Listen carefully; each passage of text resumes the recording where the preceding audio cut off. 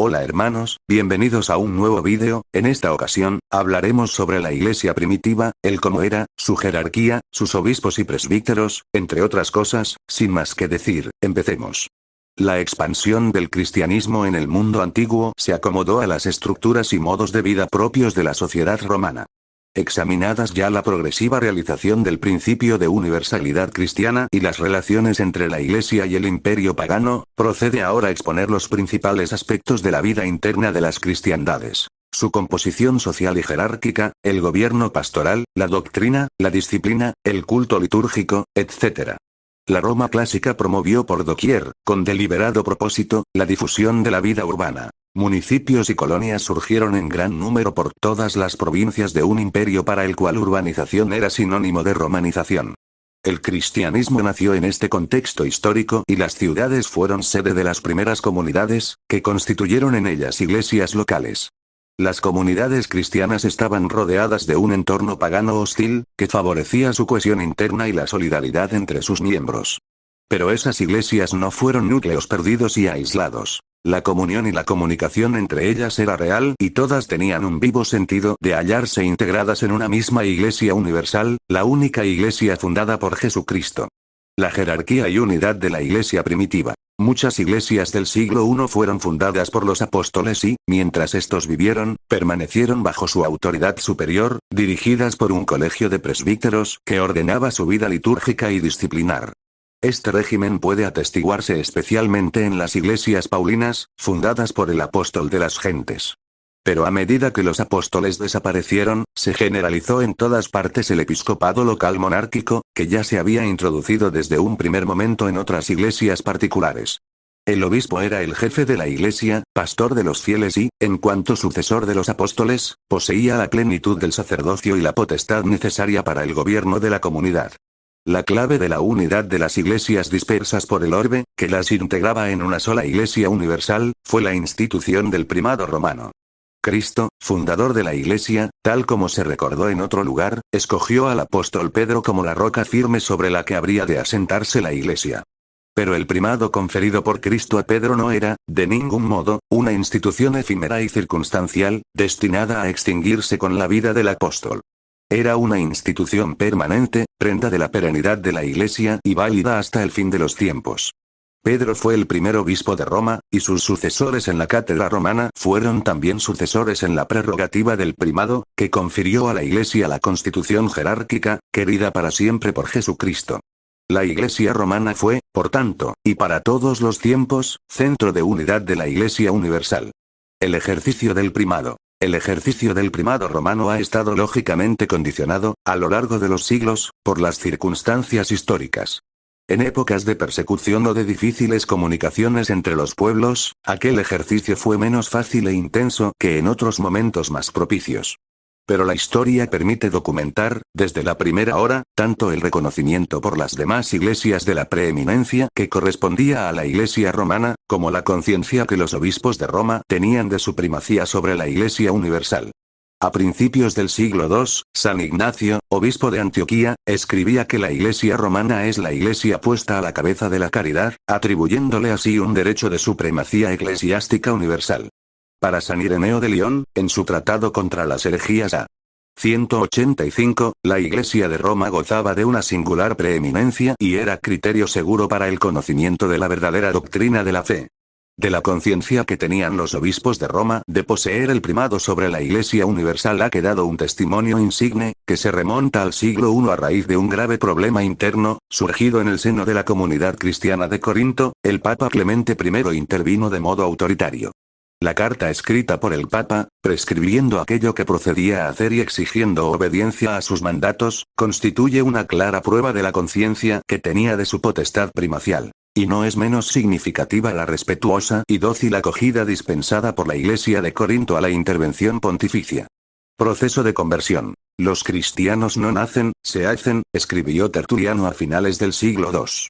Estas palabras pudieron significar, entre otras cosas, que, en su tiempo, la gran mayoría de los fieles no eran, como serían a partir del siglo IV, hijos de padres cristianos, sino personas nacidas en la gentilidad, venidas a la Iglesia en virtud de una conversión a la fe de Jesucristo.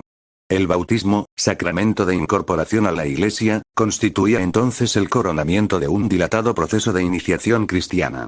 Este proceso, comenzado por la conversión, proseguía a lo largo del catecumenado, un tiempo de prueba y de instrucción catequética, instituido de modo regular desde finales del siglo II. La vida litúrgica de los cristianos tenía su centro en el sacrificio eucarístico, que se ofrecía por lo menos el día del domingo, bien en una vivienda cristiana, sede de alguna iglesia doméstica, o bien en los lugares destinados al culto, que comenzaron a existir desde el siglo III. La diversidad cultural entre los cristianos. Las antiguas comunidades cristianas estaban constituidas por toda suerte de personas, sin distinción de clase o condición. Desde los tiempos apostólicos, la Iglesia estuvo abierta a judíos y gentiles, pobres y ricos, libres y esclavos. Es cierto que la mayoría de los cristianos de los primeros siglos fueron gentes de humilde condición, y un intelectual pagano hostil al cristianismo, Celso, se mofaba con desprecio de los tejedores, zapateros, lavanderas y otras gentes sin cultura, propagadores del Evangelio en todos los ambientes.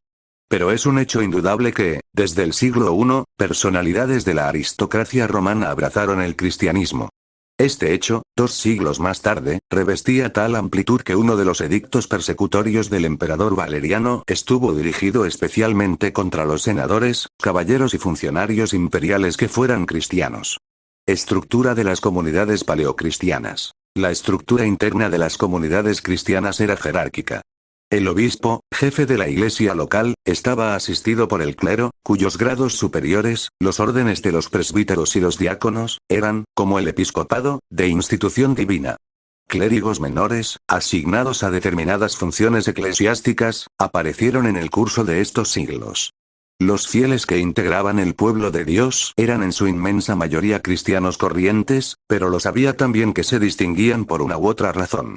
En la edad apostólica hubo numerosos carismáticos, cristianos que para servicio de la Iglesia recibieron dones extraordinarios del Espíritu Santo.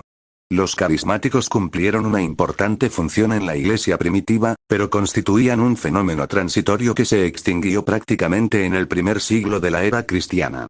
Mientras duró la época de las persecuciones, gozaron de un especial prestigio los confesores de la fe, llamados así porque habían confesado su fe como los mártires, aunque sobrevivieran a sus prisiones y tormentos.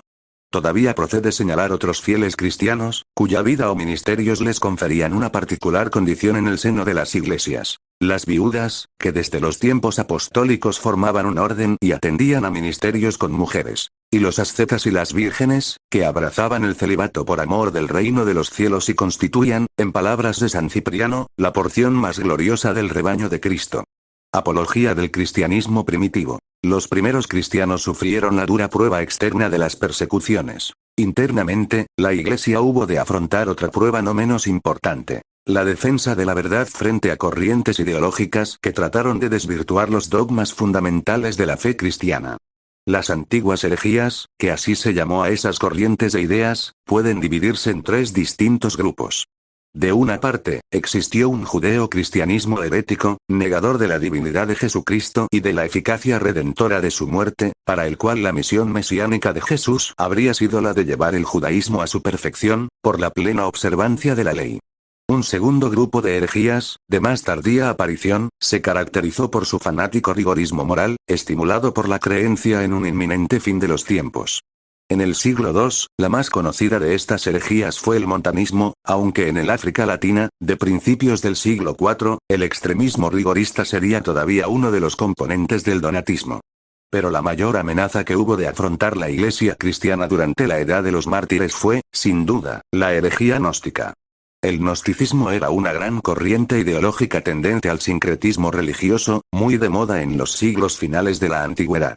El gnosticismo, que constituía una verdadera escuela intelectual, se presentaba como una sabiduría superior, al alcance solo de una minoría de iniciados.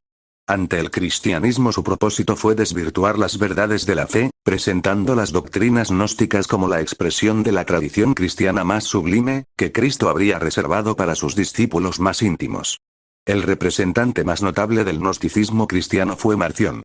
La Iglesia reaccionó con entereza y los padres apostólicos demostraron la absoluta incompatibilidad existente entre cristianismo y gnosticismo.